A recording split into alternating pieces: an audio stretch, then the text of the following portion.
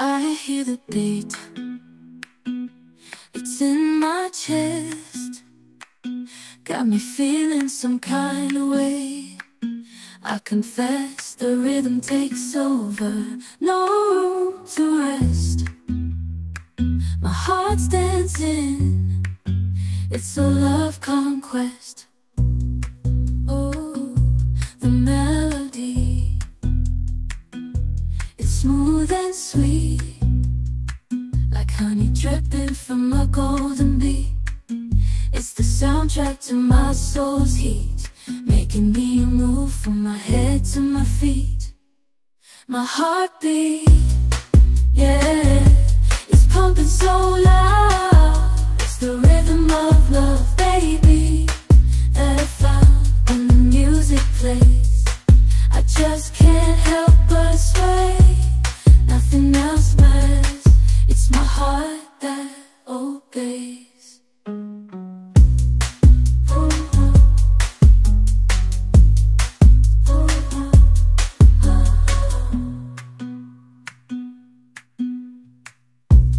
Lost in the sound, my worries fade. Every note, every chord, a serenade with each beat of the drum. My spirit's unchained in the symphony of love. I am unafraid.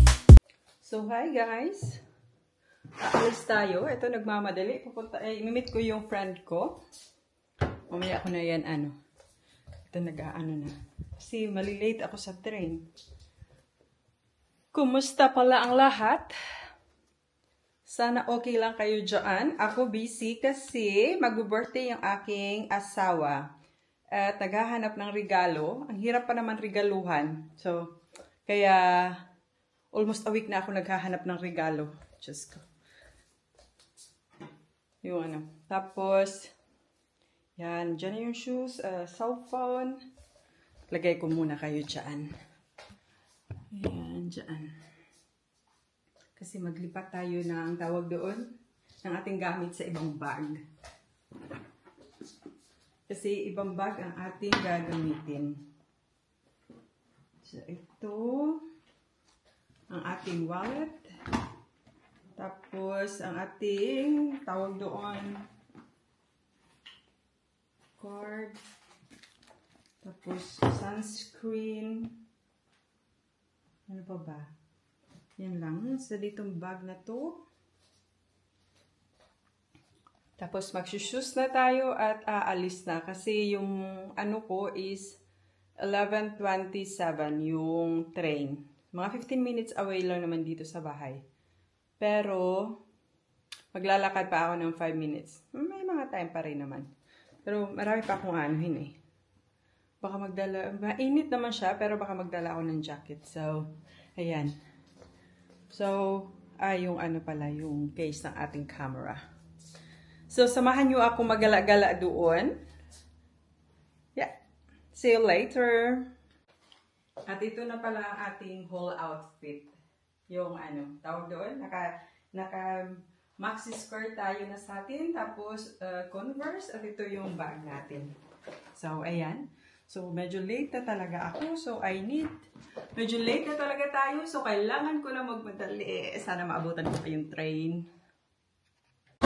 So, nandito na tayo sa train station. Naabutan ko din siya sa wakas. Naabutan ko yung train. Hindi pa nga siya nakarating So, safe tayo. Hindi tayo maghihintay ng 30 minutes. Kasi dito pa naman sa amin, every 30 minutes. Tapos, gusto ko kasi yung maabutan yung cheese market sa Cauda. Kaya, kailangan ko makuha tong train na to. Otherwise, mamimiss ko is last pa naman nila ngayon. Closing season ng cheese market sa Cauda. So, yeah. So, hinga muna ako. So, andito tayo ngayon sa Cauda. Lakad-lakad. Kasi ang cute ng street na to. Yeah. Kasi ang busy niya. Kasi end na ng tawag doon, yung cheese market season. So, ayan, lakad-lakad tayo dito.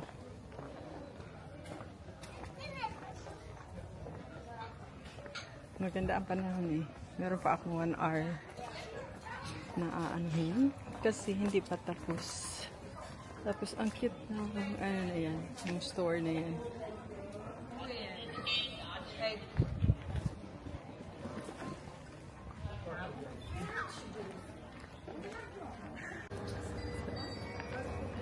Dito tayo maglakad-lakad ngayon sa ano, around the church.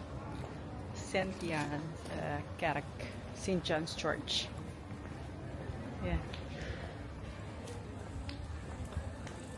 Meron pa talaga akong 1 hour.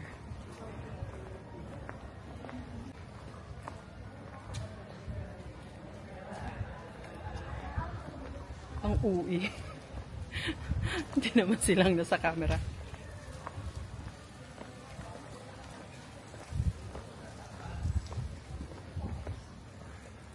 Ayan. Dito tayo.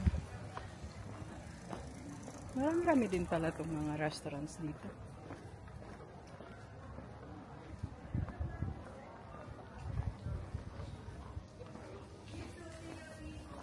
Tapos lakad-lakad tayo dito. Sa mga ano. Ayan. Yung mga old pictures.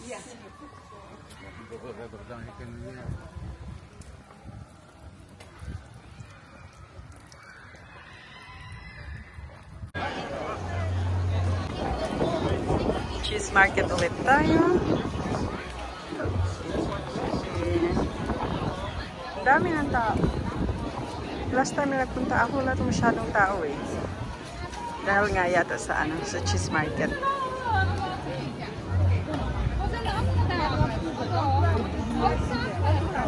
Ang cute ng ano na to, ng street na to. Sa likod lang to ng simbahan ng Gouda. Yan, meron dito makakainan. Ayan. So, lakad-lakad lang tayo. Kasi, around 2 pa yun, matatapos ng work yung kaibigan ko. Aking friend, Leia again. Taga dito ako sa Gouda. Dito sa Gouda. So, kakakain lang namin. So, ito, maghiwalay na din kami. Uwian na. Uwian na. May nanalo na. Ayan o. Malinis na siya. Oo, yung ano. So, ayan. Ayan.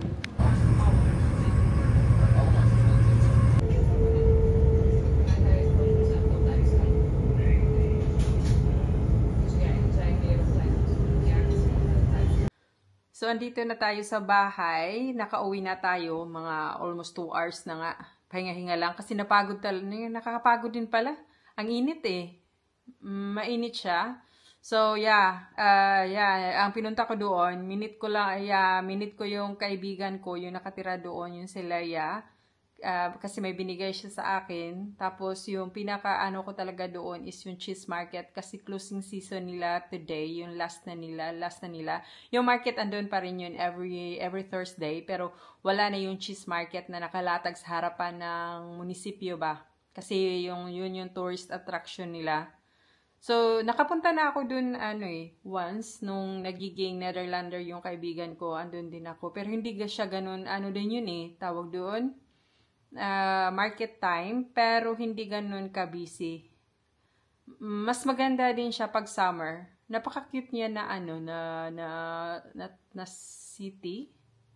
Maliit siya, pero maganda. Yeah. So, yun lang. Tapos na tayo. Dito ko na i-end ang vlog. Salamat sa panonood. Bye!